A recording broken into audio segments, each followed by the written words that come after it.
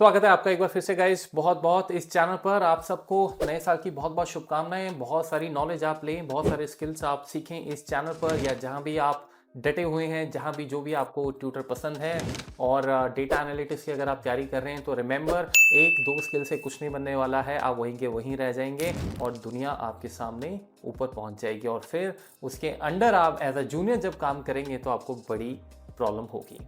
तो इससे अच्छा है कि अभी से तैयारी कीजिए। साल नया नया साल, अभी हमारा जनवरी चल रहा है और प्लान कर लीजिए रोड मैप का किस तरह से आपको पढ़ना है। डेटा एनालिटिक्स के ऑलरेडी मेरे एक प्लेलिस्ट है, make a career in data analytics, उसमें जाइए, टिप्स एंड ट्रिक्स आप देख सकते हैं किस तरह से मैंने प्लान करता हूँ। कोई भी चीज़ जब सीखता हूँ आप भी वहाँ पे देखकर कुछ ना कुछ मेरा अनुभव से कुछ ना कुछ अगर आपको ठीक लगता है, प्लस माइनस तो होता ही रहता है, लेकिन जो जो अच्छी बातें आपको लगती हैं आप उसको इम्प्लीमेंट कर सकते हैं। तो आज हम बात करने जा रहे हैं एम कोड की, जैसे मैंने प्रॉमिस किया था। पावर क्वेरी में कोडिंग किस तरह से की जाए। सर, पावर क्वेरी में एम कोड की क्या ज़रूरत है? पावर क्वेरी खुद में बहुत पावरफुल है, राइट? उसका सिर्फ और सिर्फ जवाब ये है कि मेरे भाई, क्योंकि आपने अभी एक्चुअल में डेटा चैलेंजेस देखे ही नहीं है। ऐसे मुझे अक्सर स्टूडेंट पूछते हैं, सर पावर क्वेरी में एम कोड क्या होता है, इसको क्या सीखने की क्या ज़रूरत है? मैं तो अपना सारा काम पावर क्वेरी से बहुत बढ़िया कर लेता हूँ। आप जहाँ बैठे हैं आप लकी हैं। आप लकी हैं कि आपको ऐसा डेटा मिल रहा है जिसमें पावर क्वेरी से ही काम हो रहा है। लेकिन अगर आप टेलीकॉम बीपीओ सेक्टर में चले गए ना, तो दिन में तारे दिख जाएंगे, ऐसा ऐसा डेटा मिलता है। और ये मैं सिर्फ हवाई बातें नहीं कर रहा हूँ, मैंने काम किया है इसलिए मुझे पता है। और जो अभी स्टूडेंट्स टेलीकॉम या बीपीओ में बैठे होंगे वो मुस्कुरा रहे होंगे और कह रहे होंगे बात तो सही बोल रहा है ये बंदा है। तो गाइस, डेटा जो है उसके ऊपर इतने सारे एक्सपेरिमेंट्स करने को मिल जाते हैं, इतने सारे चैलेंजेस आ जाते हैं कि हर बार आपको पावर क्वेरी वो रिजल्ट दे, ये पॉसिबल ही नहीं है। ये पॉसिबल ही नहीं है, ठीक है? तो इसीलिए मैं वेट करूं कि मुझे ऐसा डेटा मिले और फिर मैं सीखूं। ये अप्रोच जो स्टूडेंट्स लेके चलते हैं, बिल्कुल मेरी वार्निंग है कि आप वहीं बैठे रह जाएंगे। जैसे मैंने आपको बोला, आपकी कंपनी में क्या टूल यूज हो रहा है इससे मतलब नहीं है, वो तो आप कर ही रहे हो, राइट? लेकिन आपको मार्केट में भी देखना है, मार्केट में और क्या चीजें चल रही हैं, ताकि आप उस पर प्रैक्टिस कर सको, ठीक है? ताकि अगर आपको इस कंपनी से आगे कहीं जाना हो तो भाई आपको पता तो हो, मेरे को ये सारी चीजें आती हैं। तो जैसे एक्सेल में वीबीए हम यूज करते हैं, राइट? वीबीए से हम पूरा एक्सेल हिला देते हैं, एकदम जबरदस्त, कुछ भी आप कर सकते हो एक्सेल में अगर आपको वीबीए आता है। उसी तरीके से पावर क्वेरी में बहुत सारी डेटा ट्रांसफॉर्मेशन है जो हम नहीं कर पाते हैं, उसके लिए एम कोड है, राइट? और अपने आप कोडिंग लिखना, अपने स्टेप्स खुद लिखना, गाइस पावर क्वेरी पे डिपेंडेंट ना रहना, इसका अपना ही मजा है। तो चलिए स्टार्ट करते हैं एम कोड। आपको अभी समझ आ जाएगा मैं क्या बोल रहा हूं। बने रहें चैनल के साथ, सब्सक्राइब करें, लाइक करें, और अगर कोई क्वेश्चन हो प्लीज कमेंट सेक्शन में पूछिएगा। मिलता हूं मैं आपसे। चलिए स्टार्ट करते हैं एम कोड। सो सबसे पहले एम कोड के लिए क्या रिक्वायरमेंट है? एम कोड के लिए आपको पावर क्वेरी आना चाहिए, ठीक है? और पावर क्वेरी अच्छे लेवल का आना चाहिए, मतलब आपको डेटा वगैरह के साथ खेलना आना चाहिए। डेटा ट्रिमिंग कैसे करनी है, क्लीनिंग कैसे करनी है, उसको स्ट्रक्चर कैसे करना है। तो पावर क्वेरी का आपको अच्छा खासा कंसेप्ट, जो उसकी फीचर्स है वो आनी चाहिए, ठीक है? तो पावर क्वेरी पे ऑलरेडी हमारा एक सीरीज चल रहा है, वो आप देख सकते हैं, ठीक है? ओके, सो अब हम लोग इस फर्स्ट सेशन में एम कोड में क्या करेंगे। सबसे पहले देखिए, एम कोड जो है उसको हम कहते हैं मैशअप लैंग्वेज, ये इसका नाम है, ठीक है? और इसको हम बोलते हैं, मैंने आपको पहले भी बताया था, फंक्शनल लैंग्वेज। आज आप देखेंगे कि इसको फंक्शनल लैंग्वेज क्यों बोला जाता है, why am code is called a functional language.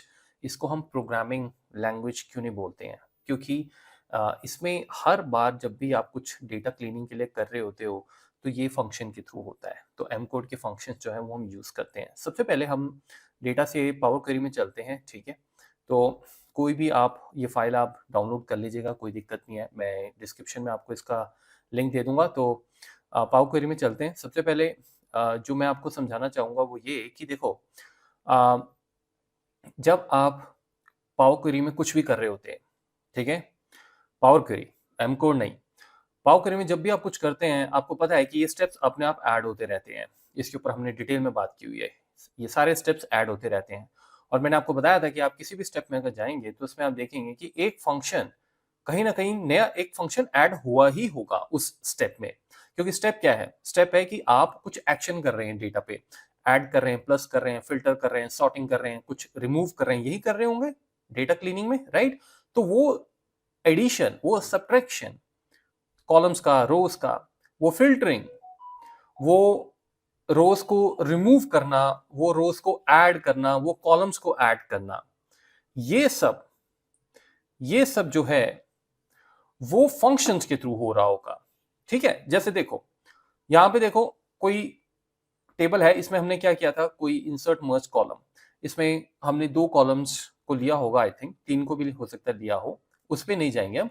लेकिन ये बता रहा है कि आपने एक एक्स्ट्रा कॉलम बनाया है मर्ज करके, 2 कॉलम्स को ऐड करके। ठीक है, लेकिन आप देखो उसमें किया क्या इस स्टेप में, टेबल डॉट ऐड कॉलम, एक फंक्शन ऐड हुआ, उसके बाद हैश चेंज टाइप आया, ये सब मैं आपको समझाऊंगा ये क्या है। ठीक है, उसके बाद अगले स्टेप में चलते हैं। देखो यहां भी एक फंक्शन ऐड हुआ, table dot add index column. उसके बाद देखो हमने एक और स्टेप किया, रीऑर्डर, हमने कॉलम्स को आगे पीछे मूव किया होगा। देखो उसके लिए भी एक फंक्शन है, टेबल डॉट रीऑर्डर कॉलम। आपको बात समझ आ रही है, ये हो क्या रहा है? जैसे हम मैक्रो रिकॉर्ड करते हैं ना वीबी में, एक्सेल में जब आप मैक्रो रिकॉर्ड करते हैं तो आप स्टेप बाय स्टेप, क्या होता है जब हम नए नए होते हैं, हमको नहीं पता होता है यार इसको कैसे करना, हम रिकॉर्डिंग कर लेते हैं।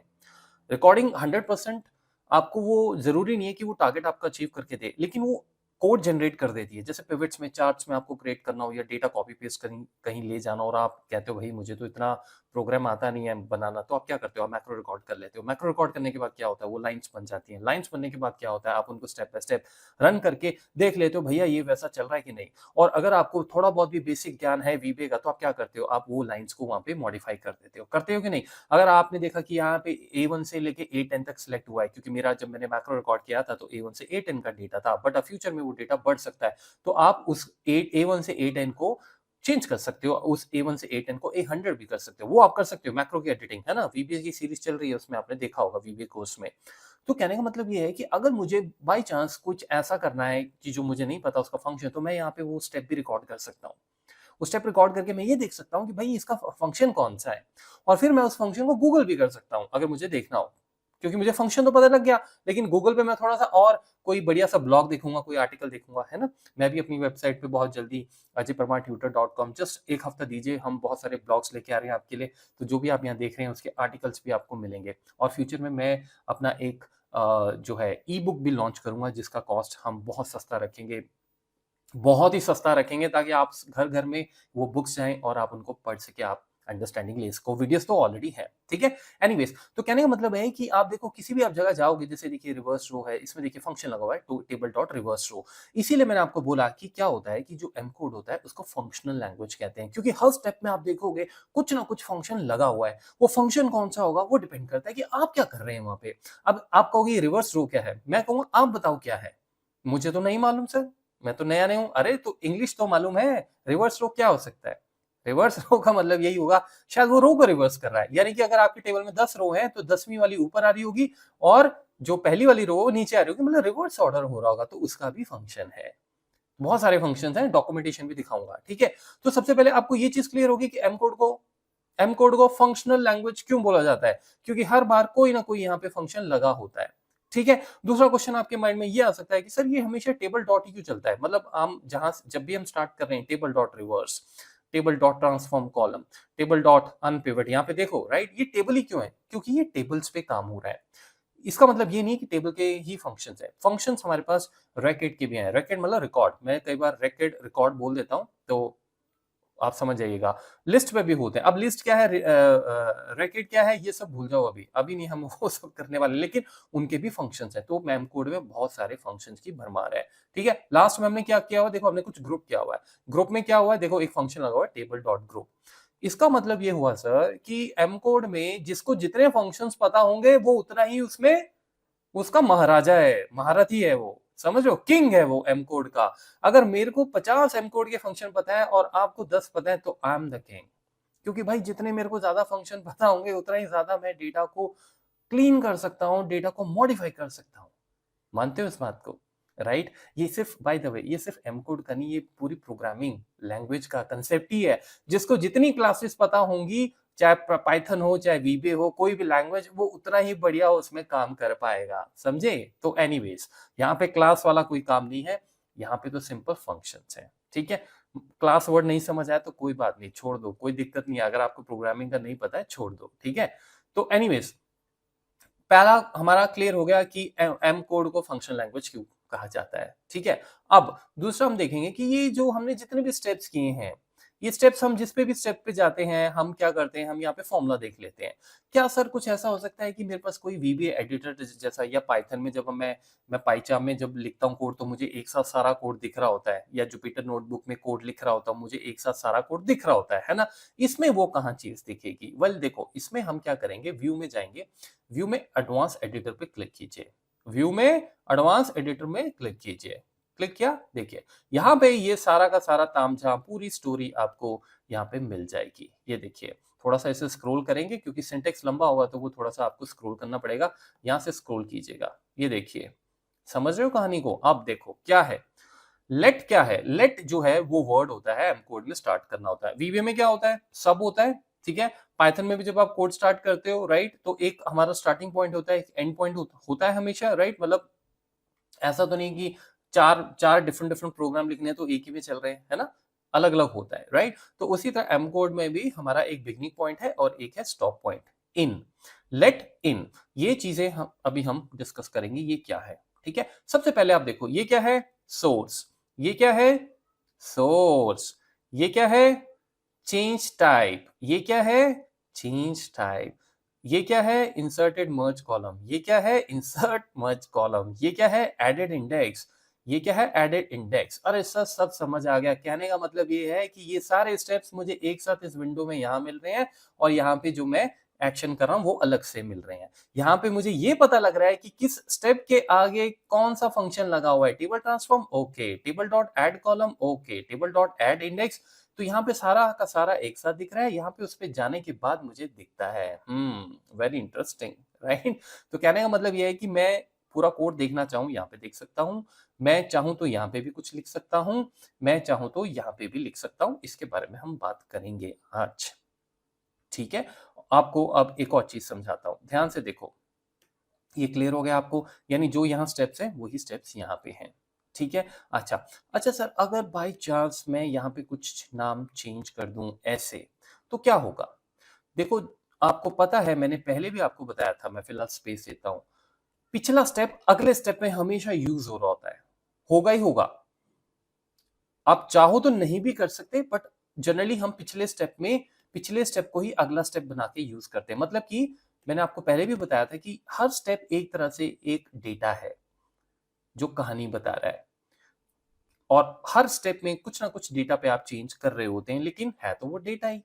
तो अगर मुझे इस वाले डेटा पे कुछ काम करना है, तो अगला जो स्टेप जो भी होगा, जो बनेगा, वो जब मैं वहां जाऊंगा तो वो पिछले वाले स्टेप को ही रेफर कर रहा होगा। ये देखिए, hash added index, hash word ये हमेशा लगाता है, डबल कोट्स में पिछले स्टेप का नाम लिखता है, ठीक है।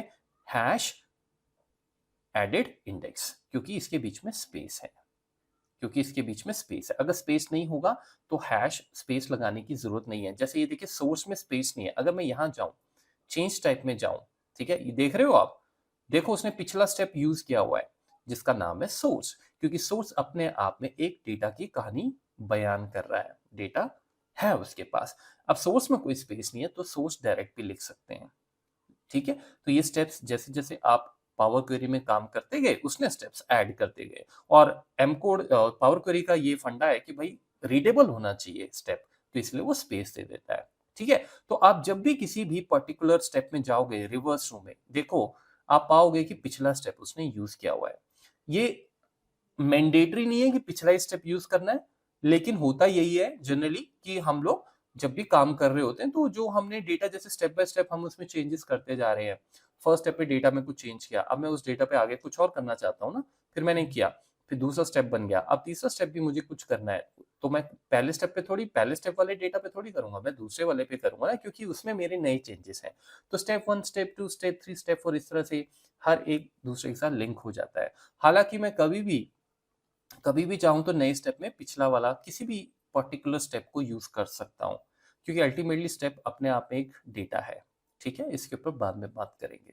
तो आप देखो कि हर बार यही होता है कि पिछला हमारा टेबल है या स्टेप है, उसको यूज किया होता है। ये देखिए, फंक्शन लग रहा है, लेकिन आप भी समझदार हो, फंक्शन किस पे लगेगा भाई? डेटा पे लगेगा ना। वो डेटा कहाँ से आएगा? वो डेटा आप बताओगे भैया ये पिछला जो स्टेप है इस पे है, और फिर फंक्शन अपना काम करेगा जिसके लिए वो बना है। बात क्लियर होगी?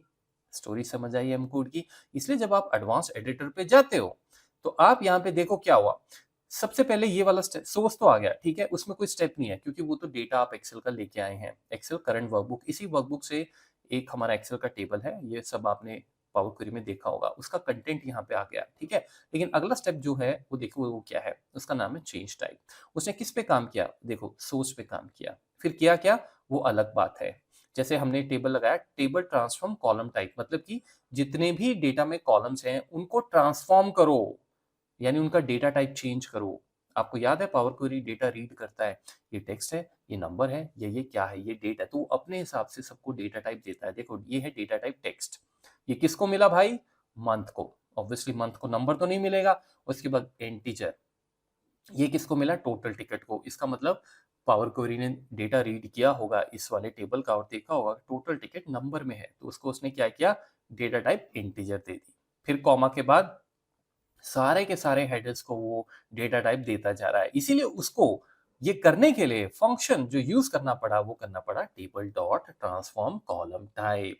ये उसको खुद पता है, उसका दिमाग है, लेकिन अब उसके पास ये फंक्शन है तो हम भी यूज कर सकते हैं। कहने का मतलब ये है, ये एक तरह से है कि आप रिकॉर्डिंग कर रहे हो, आपको फर्क नहीं पड़ता है कि क्या हो रहा है, आप तो एक्सेल में स्टेप्स कर रहे हो, अपने रिकॉर्डिंग अपने आप हो रही है, रिकॉर्डिंग होते हुए कोड जनरेट हो रहा है, ठीक है ना। ये देखो इंसर्ट मर्ज कॉलम एक नया स्टेप पावर क्वेरी ने बनाया और उसमें हमने क्या किया, उसने कहा कि भाई दो कॉलम्स को यूजर क्योंकि ऐड कर रहा है तो मैं ये वाला फंक्शन यूज करूंगा या करूंगी, ठीक है। पिछले वाले देखो उसने टेबल को यूज किया, समझ रहे हो आप, पिछले वाले स्टेप को यूज किया। तो इसी तरीके से आप कहीं भी देख लो, ये देखो हमने ग्रुप किया, उसने कहा ठीक है मैं टेबल डॉट, क्योंकि आप ग्रुप करने चले थे तो उसने देखा यूजर मेरा ग्रुप कर रहा है तो उसने फंक्शन लगा दिया टेबल डॉट ग्रुप। लगाया किस पे, पिछले वाले स्टेप पे, ये देखिए, ठीक है। अब आपको समझ आ गया कि पिछला स्टेप अगले वाले स्टेप में एज अ डेटा यूज होता ही होता है, ठीक है, इस तरीके से। तो आप यहाँ पे एक चीज इंपॉर्टेंट नोट कीजिए, ये स्टेप्स अपने आप जब बन के आते हैं तो आपने देखा कि हर लाइन के बाद कॉमा है, कॉमा है, कॉमा है, कॉमा है, कॉमा है, ठीक है। ये कॉमा आपके चलते रहेंगे सेकंड लास्ट लाइन तक। लास्ट लाइन जो आपके कोड की होगी ये वाली, इनसे पहले उसमें कॉमा नहीं होगा, ये रूल है। इनसे पहले मतलब इन मतलब हम क्लोज कर रहे हैं, इस पे भी हम अभी आएंगे। क्लियर हो गया। देखो मैं यहाँ पे कॉमा डाल के दिखाता हूँ आपको, आपने देखा एरर आ गया, एरर आ गया, ठीक है। मैं हटा देता हूँ, मैं यहाँ से कॉमा हटाता हूँ फॉर एग्जाम्पल, ये देखिए उसने देखा भाई ये तो गड़बड़ है। यानी कि हर एक लाइन जब स्टॉप हो रही है ना उसके बाद कॉमा लगाना ही लगाना है। अगर वो लास्ट लाइन है मेरी लेट के अंदर, लेट के अंदर, लेट वाले पोर्शन के अंदर, तो मैं कॉमा नहीं लगाऊंगा, बिल्कुल नहीं लगाऊंगा, ठीक है। फिर लास्ट में अब देखो ये सारे जो हमारे स्टेप्स हैं ये आपने कर लिए। हम क्या समझे, हम ये समझे कि देखो कहानी शुरू हुई यहाँ से, क्योंकि यहाँ पे तो डेटा आया, फिर डेटा पे हमने हर स्टेप में कुछ ना कुछ किया, कुछ ना कुछ डेटा ट्रांसफॉर्मेशन की करते गए। अब वो क्या हो सकता है आप देख सकते हो, स्टोरी भी है सारे आपके सामने, फंक्शंस भी हैं बहुत इजी हैं। टेबल डॉट स्प्लिट किया, स्प्लिट कर दिया कॉलम्स को, उसके बाद डेटा टाइप ट्रांसफॉर्म किया, फिर उसके बाद ग्रुप किया, फाइनली जब हमने सब कुछ कर लिया गाइस, अब आगे कुछ नहीं करना है, हम ऐसा मानते हैं। तो लास्ट में फिर आप इन लिखेंगे और इन के बाद जो आपका लास्ट स्टेप होगा उसको आप यहाँ पे लिख दोगे। इसका मतलब ये हुआ कि हम ये वाली आउटपुट लेके आना चाहते हैं। अब आप ये मत सोचना कि सर हम तो कुछ लिख ही नहीं रहे हैं, हम भी जब लिखेंगे ऐसे ही लिखेंगे। ये तो बना बनाया कोड है, बने बनाए स्टेप्स है, मैं आपको बता रहा हूँ। क्लियर हो गया, क्या क्लियर हुआ। हम अभी तक हमें क्या क्लियर हुआ, क्या क्लियर हुआ अभी तक हमें, आइए जरा नोट्स बनाते हैं, मैं इसको कीप करता हूँ। देखो अभी तक हमने क्या सीखा, अभी तक हमने ये सीखा समरी में कि क्या सीखा, मैं भी आपके साथ लिख रहा हूं यहाँ पे, मेरे पास कोई पहले से स्क्रिप्ट नहीं है, मैं कभी ऐसे नहीं पढ़ाता। देखो मैंने सबसे पहले ये देखा कि there is advance editor in for where we write the code, ठीक है, उसको हम बोल सकते हैं एम कोड विंडो। जैसे एक्सेल में होता है ना वीबी एडिटर विंडो, ये वाला, ये देखिए, अगर इनकेस आपको नहीं पता हो, ऐसा हो नहीं सकता, मेरे चैनल पे आए तो भी आपको ना पता हो, ठीक है। एनीवेज, तो वो एडवांस एडिटर जो है वहां पे वो विंडो है, ठीक है। It start with the let word, start with let word and stops with in word. कहने का मतलब ये हुआ कि देखो जी मैं लेट या लिखूंगा, let's begin the code, begin the code. अब इसके अंदर जो भी लिखना है, ठीक है, यानी बिगिन द कोड से मतलब हो गया ना भाई, स्टेप 1, स्टेप 2, स्टेप 3 ये सब लिखेंगे, एंड देन जब तक लिखना है लिखो, और फाइनली हम लोग इन करके जो भी हमारा लास्ट स्टेप होगा, स्टेप वैसे कोई भी हो सकता है, बट हम last step let's last step है हमारा 100, तो यहाँ पे हम स्टेप 100 लिख देते हैं, यानी उसका नाम लिख देते हैं, ठीक है ना, उसका नाम लिख देते हैं इस तरीके से। अभी समझाऊंगा आपको, प्रैक्टिकल भी समझाऊंगा, डोंट वरी। तो हमने ये सीखा, राइट। और हमने क्या सीखा कि in M code power query uses functions, right. For example हमने कौन सा फंक्शन देखा, हमने देखा table dot transform column type, ऐसा कुछ फंक्शन था, ठीक है। अब देखो सीधी सी बात है, मेरे को नहीं याद, अब मैं इतना बड़ा नाम थोड़ी याद रखूंगा डेटा टाइप के लिए, मैं सीधा पावर क्वेरी में जाऊंगा, डेटा टाइप चेंज कर दूंगा, फंक्शन अपने आप जनरेट हो जाएगा, मतलब मैं आपको वैसे ही लिख रहा हूँ। और हमने एक देखा वो टेबल था, टेबल डॉट डॉट हमेशा लगता है, स्प्लिट बाय कॉलम्स भी था, है ना, इस तरह से। फिर टेबल डॉट रिवर्स भी आपने देखा था, रिवर्स रो, यू नो, ऐसे, है ना, ठीक है। तो हमने ये देखा। तो apart from table functions we have racket functions, वो हम करेंगे बाद में, एंड लिस्ट फंक्शंस आल्सो। अब वो क्या है, वो बाद की बात है, अभी नहीं, ठीक है। ये हो गया। अच्छा, अब रूल्स वी शुड नो, क्या, every line in M code has a comma, right, ये वाला कॉमा, समझ रहे हो, कॉमा, ठीक है, at the end of the line. Only the last line in your code does not have comma. Right? क्या सीखा था हमने, जैसे let, ठीक है, स्टेप 1 जो भी है, स्टेप 1 इक्वल्स टू, आपने वहां पे कुछ भी लिखा, दर दर फंक्शन लिखा, है ना, फिर हमने क्या लगाया, कॉमा। फिर स्टेप 2 गया, ठीक है, स्टेप 2 ने क्या, हमने स्टेप 2 में क्या लिखा, हमने फंक्शन लगाया कोई, और हम एक्चुअल में स्टेप 1 को यूज कर रहे थे, राइट। फिर हमने स्टेप 1 को यूज करते हुए जो भी किया, फिर लगाया कॉमा। फिर हमने स्टेप 3 में गए, फिर हमारे स्टेप 3 के लिए स्टेप 2 हमारा डेटा बन गया, तो हमने स्टेप 2 लिखा, फिर कॉमा, राइट। तो इस तरह से लेट्स से फिर फाइनली मेरा स्टेप 4 आया, और मैंने लिखा बस भाई हो गया जो करना था, यहाँ पे कॉमा नहीं जाएगा, समझ आ गया। और फिर इन लिख के नीचे सबसे लास्ट जो मेरी आउटपुट होगी वही मैं चाहूंगा पावर क्वेरी में आए, जरूरी नहीं है, बट मैं चाहूंगा 90% तो ऐसा ही होता है, ठीक है। तो स्टेप 4 मैंने लिख दिया। तो यहां से जब हमने शुरुआत की तो कॉमा कॉमा कॉमा हम लिखेंगे, ये रूल है। क्लियर हो गया, ठीक है। तो बेसिकली हमने अभी तक ये छोटी छोटी चीजें सीखी। अब हम चलते हैं कि मैं आपको खुद ये लिख के दिखाता हूं कि भाई अगर मुझे खुद भी अगर कोड लिखना है तो मैं कैसे लिख सकता हूं, ऐसे कुछ फन सा लिखेंगे, ठीक है।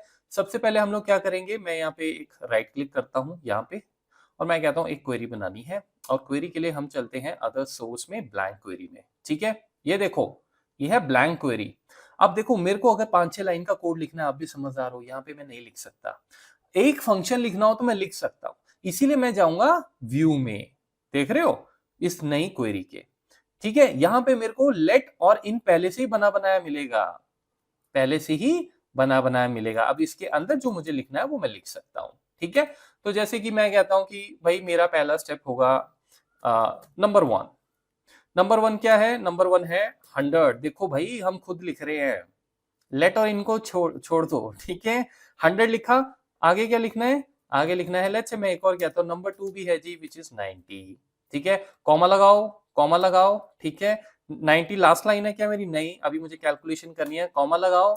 अब लेट्स से मैं कहता हूं result 1 equals to number 1 plus number 2, बल्ले बल्ले, आप देख रहे हो हम खुद लिख रहे हैं, ये सब ये हम खुद लिख रहे हैं। अगर ये हमें समझ आ गया तो फिर हम पावर एम कोड के फंक्शंस भी इस तरह से लिख सकते हैं।